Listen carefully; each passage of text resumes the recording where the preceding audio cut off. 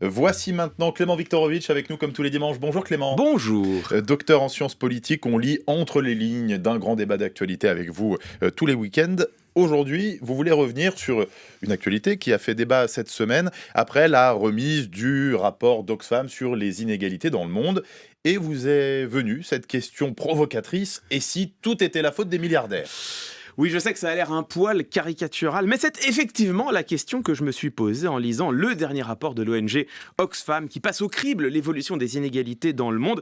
Et le moins qu'on puisse dire, c'est que en France, elles s'accroissent. Commençons parce que l'on savait déjà, oui, la fortune des ultra-riches s'est considérablement accrue. En 10 ans, les milliardaires français ont triplé leur fortune. Elle s'élève désormais à 550 milliards d'euros. C'est un chiffre tellement énorme qu'il est impossible de le conceptualiser. 550 milliards, c'est près du quart du PIB de la France. S'ils dépensaient toute leur fortune, ces 42 individus pourraient payer à eux seuls le budget de l'éducation nationale, le premier poste de l'État, pendant 10 ans. Alors on parle de fortune qui augmente nettement, il faut se pencher un peu sur le calcul, préciser aussi que c'est pas forcément de l'argent liquide, du cash. Alors oui, ça c'est parfaitement vrai. Ces sommes folles, elles correspondent aux actions que les milliardaires détiennent sur leur propre société. Ils n'en disposent donc pas comme ils le souhaitent.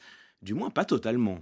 En novembre 2021, Elon Musk a commencé à vendre une petite partie de ses actions Tesla pour pouvoir notamment financer l'achat de Twitter. Résultat, en l'espace d'une seule année, il a récupéré 39 milliards de dollars sonnant et trébuchant. Donc non, des actions ça n'est pas du cash, mais ça peut tout de même assez vite le devenir. Et puis, qu'on ne vienne pas non plus me parler de ces courageux milliardaires qui se sont battus une fortune à la sueur de leur front.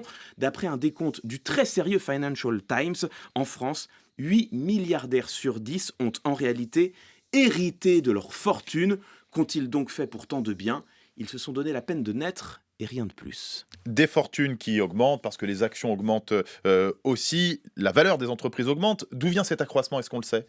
Oui, on le sait, bien sûr. Déjà, il y a des raisons qui sont contextuelles. La crise Covid puis la guerre en Ukraine ont été une aubaine pour de nombreux secteurs, industrie pharmaceutique, commerce en ligne, énergie, transport de marchandises, entre autres. Et ensuite, surtout, il y a des choix politiques qui ont été faits ces 5 dernières années. Les aides aux grandes entreprises, sans contrepartie, n'ont cessé d'augmenter. Elles ont même explosé pendant le Covid. En parallèle, les impôts sur les entreprises ont radicalement baissé. On en est tout de même à 28 milliards d'impôts en moins par an. Et il en va de même pour les impôts sur les particuliers fortunés. 15 milliards par an au bas mot. Alors, le gouvernement ne cesse de dire qu'il a baissé les impôts pour tout le monde. C'est vrai, mais dans des proportions qui n'ont absolument rien de comparable avec ce qu'il a fait pour les plus riches. Baisse d'impôts pour tout le monde, soutien à l'emploi aussi, hein, avec des mesures économiques, c'est ce que dit le gouvernement.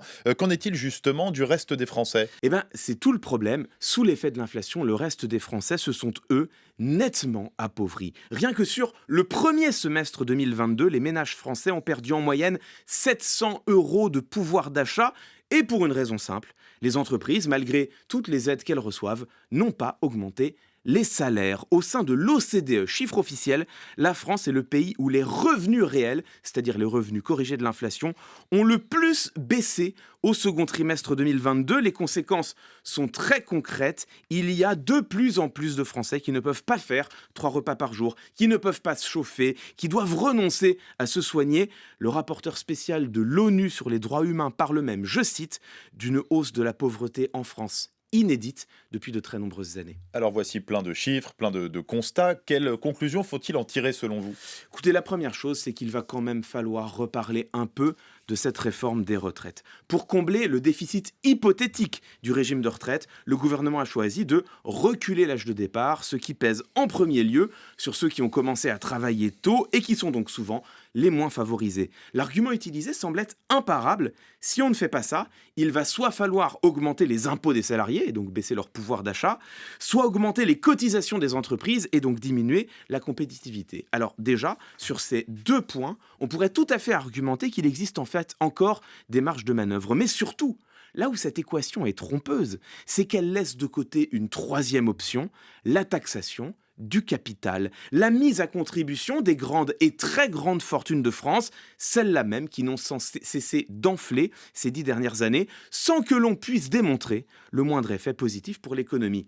À la place, ce que fait concrètement cette réforme, c'est mettre à contribution les pauvres qui s'appauvrissent, tout en épargnant les riches qui, eux, s'enrichissent. Et puis, plus généralement, il faudra peut-être un jour ouvrir le débat philosophique de l'accumulation des richesses. Car, au-delà de la question déjà fondamentale des inégalités, autoriser la concentration de dizaines ou de centaines de milliards entre les mains de simples individus, c'est les laisser s'arroger un pouvoir démesuré sur le reste de la société. L'exemple d'Elon Musk est une nouvelle fois éloquent. En faisant l'acquisition de Twitter, il s'est acheté un fragment de l'espace public mondial qu'il a pu ensuite bouleverser à sa guise sans rendre de compte à qui que ce soit. Dans un monde qui valorise l'idéal démocratique, pouvons-nous accepter que se constituent de telles poches d'autocratisme? C'est en tout cas une question qu'il serait intéressant de commencer à poser. Votre analyse, votre regard tous les dimanches dans Entre les lignes, Clément Viktorovitch.